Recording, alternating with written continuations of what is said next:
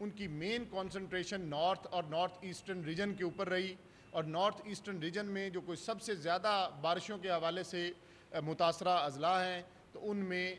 गुजरात और सियालकोट सबसे अहम अजला हैं। पिछले चंद दिनों में टॉरेंशियल रेनफॉल हुआ गुजरात में। उसके अलावा जो अपर साइड है गुजरात की और कश्मीर की, उसमें बारिशों के पेश नज़र गुजरात में मल्टीपल जो नाले हैं, जिनमें ख़ास तौर पे नाला भिंबर और ऊपर जो कोटला अरब अली ख़ान, मेसम और माजरा का इलाका है, वहाँ से पानी इन छोटे बड़े नालों के थ्रू गुजरात की तरफ ग्रेडियंट की वजह से आया, और 4 पॉइंट्स मुख्तलिफ पॉइंट्स पे ये मेन नाला वो ब्रीच हुए, और उन ब्रीचेस की वजह से गुजरात सिटी में मैसिव अर्बन फ्लडिंग का सामना रहा। आपने देखा कल चीफ मिनिस्टर पंजाब खुद गुजरात तशरीफ़ ले गई और उन्होंने एक एक्सटेंडेड विज़िट किया। ना सिर्फ दरिया ने जो गुजरात के साथ फ्लड प्लेन के इलाके में किया, बल्कि इसके साथ साथ मेनली जो हमने वो चीफ मिनिस्टर पंजाब ने खुद गुजरात में ये जो अब सिचुएशन दरपेश थी उसका मुआयना किया। इस वक्त आपके इल्म में होगा तमाम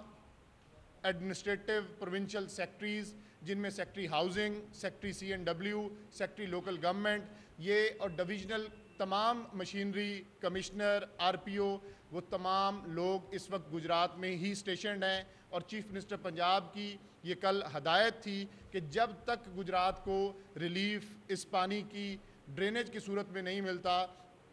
तमाम एडमिनिस्ट्रेटिव सेक्रेटरीज़ विद कंप्लीट पैराफर्नीलिया वो वहाँ पे मौजूद रहेंगे और मैसिवली मशीनरी को डिप्लॉय करेंगे ताकि पानी का जितनी जल्दी हो सके गुजरात सिटी से वो निकासी को यकीनी बनाया जाए। इस वक्त गुजरात में इस सारे अमल को मुकम्मल करने के लिए जितने भी फंड्स दरकार थे वो रात चीफ सेक्रेटरी पंजाब की डायरेक्शंस पे हमने प्रोवाइड कर दिए, और इसी तरह जितनी भी मशीनरी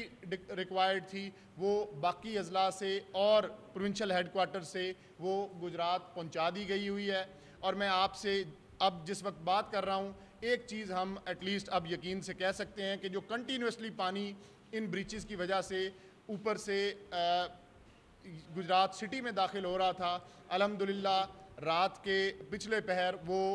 एडमिनिस्ट्रेटिव काविशों की वजह से अब प्रॉपरली प्लग इन कर दिया गया है। अब गुजरात सिटी में मज़ीद किसी किस्म का ऊपर से ये बरसात का पानी ये उन ब्रीचेस की वजह से जो आ रहा था अब वो नहीं आ रहा। अगले पानी के ड्रेन के लिए जैसे मैंने गुजारिश की कि लाहौर से भी और पिंडी वासा से ख़ास तौर पे मैसिव मशीनरी गुजरात पहुंच चुकी हुई है और इस वक्त ड्रेनेज को प्रॉपरली वहाँ इंश्योर किया जा रहा है। मेन जो कालरा ड्रेन है इसके ऊपर मैक्सिमम मशीनरी और लगा के डिस्पोजल की काविशों को मज़ीद एक्सपेडाइट कर दिया गया हुआ है। तो गुजरात के हवाले से इंशाल्लाह अगले 12 से 18 घंटे में सिचुएशन गुजरात सिटी में बहुत ज़्यादा इम्प्रूवमेंट वो हम देख रहे हैं। और जैसे फिर मैंने आपको कहा कि तमाम एडमिनिस्ट्रेटिव सेक्रेटरीज़ अपनी तमाम तर मशीनरी और पैराफर्नीलिया के साथ वहाँ मौजूद हैं ताकि इस पानी को चीफ मिनिस्टर पंजाब की हदायत के मुताबिक जितना जल्दी हो सके वहाँ से ड्रेनेज को मुमकिन करें। इसके साथ साथ आपने देखा होगा कि लेटेस्ट अलर्ट जो मौसम का है वो कल PDMA पंजाब ने 6 से 9 के लिए फिर जारी किया, जिसमें isolated heavy to very heavy rainfall है। आज सुबह भी आपने देखा लाहौर शहर में भी ड्रिजलिंग हुई डिफरेंट जगहों पे, और अगले जो 2 दिन हैं 9 तारीख तक ये नॉर्थ ईस्टर्न रीजन जिसमें गुजरात एक दफ़ा फिर शामिल है, इनमें हल्की से तेज़ बारिश हो सकती है। इस सिस्टम की इंटेंसिटी पिछला जो नामा स्पेल था उससे कम है, लेकिन बहरहाल ये प्रॉब्लम का सबब वो बन सकता है। इसके साथ साथ मैं आपसे शेयर करूं कि अल्हम्दुलिल्लाह पिछले 18 से 22 घंटे में किसी किस्म की कोई किसी भी दरिया पे क्रॉस बॉर्डर हमें नया अलर्ट वो रिसीव नहीं हुआ, जिसकी वजह से ये इत्मीनान से कहा जा सकता है कि इंशाअल्लाह अब हमारे तमाम दरियाओं का पानी जो है वो रिसीडिंग की तरफ जाएगा। और अगर मैं आपसे क्विकली तमाम दरियाओं की सूरत हाल वो शेयर कर सकूं तो इस वक्त जो सतलुज है सतलुज में भी डिक्रीजिंग ट्रेंड है और जो एक 3.5 लाख क्यूसिक के करीब लगभग हम पिछले 6 हफ्तों से जिस नौयत से और जिस सिचुएशन से गुजर रहे थे, अब पिछले 24 घंटे से इसमें फॉलिंग ट्रेंड है और इस वक्त हरीके के मुकाम पर इंडिया में जो पहले 3-3.5 लाख से कम पानी नहीं था, इस वक्त 2,70,000 क्यूसिक्स नीचे पाकिस्तान की तरफ आ रहा है। और अगर कसूर की भी बात की जाए तो वहाँ पे भी अब पानी डिक्रीजिंग की तरफ है और गंडा सिंह के मुकाम पर अब कल आपने देखा 3,21,000 क्यूसिक था, आज 3,03,000 क्यूसिक है। और इसकी शायद एक वजह यह भी है कि जो इंडियन अपर कैचमेंट्स और ये हिमाचल का एरिया है, इसमें अब मज़ीद बारिशें थम गई हैं और क्लियर स्काई है। बारिश का जो अगला सिस्टम भी है, ये कोई बहुत ज़्यादा टोरेंशियल रेन्स उसमें नहीं है, उन नदी नालों का पानी कम होने की वजह से। और दूसरा फिर जो इंडियन डैम्स का जो रेजरवायर लेवल है, अब ये कुछ उसमें गुंजाइश आने की वजह से ये कहा जा सकता है कि इंशाल्लाह अब हम आगे डिक्रीजिंग ट्रेंड की तरफ बढ़ेंगे। सतलुज की अगर फर्दर भी बात की जाए तो इसी तरह गंडा सिंह कसूर के बाद आगे हेड सलमान की और इस्लाम पे भी पानी बतदरीज अब डिक्रीजिंग की तरफ है। इसको चंद दिन लगेंगे प्रॉपरली डिक्रीज़ होते हुए और लो लेवल या मीडियम लेवल पे आते हुए, लेकिन ओवरऑल ये कहा जा सकता है कि पानी सतलुज में इंशाल्लाह अब अगर कोई मज़ीद बहुत ज़्यादा बारिश नहीं होती और इंडियन डैम्स का रेजरवायर लेवल बेहतर होने की वजह से अब ये पानी हमारा रिसीडिंग ट्रेंड में ही रहेगा। इसके बाद अगर हम रावी की बात करें तो जैसे माधोपुर के पुश्तों की बात आपसे ऑलरेडी शेयर हो चुकी हुई है, इस वक्त भी उसी एनालॉजी पे 70 से 75,000 क्यूसिक्स के दरमियान ही पानी है और 71,000 क्यूसिक्स जस्सर पे हमें रिसीव हो रहा है। इसी तरह शाहदरा और रावी साइफन पे भी तकरीबन 1,10,000 और 1,07,000 बिलतरतीब पानी ये चल रहा है, जिसमें उम्मीद अब यही की जा रही है कि पीछे क्योंकि बारिशें कम हुई और डैम्स का जो रेजरवायर लेवल है बेहतर होने की वजह से अगले दिनों में पानी के फ्लोज़ अब बतदरीज कमी की तरफ इंशाल्लाह जाएंगे।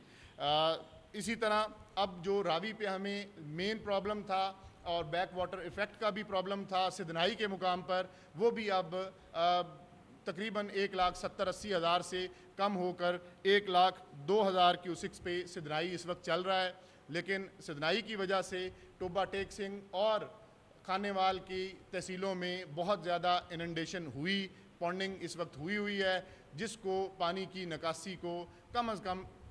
बहुत बेहतर सूरत हाल अटेन करने तक 1 हफ़्ते का वक्त मज़ीद लग सकता है। इसी तरह जो मुल्तान की सूरत हाल थी वो अल्हम्दुलिल्लाह इस वक्त बहुत बेहतर है। हेड मोहम्मद वाला भी पूरी तरह से महफूज है और डिक्रीजिंग ट्रेंड में है। इसी तरह शेर शाह ब्रिज के ऊपर भी अब सिचुएशन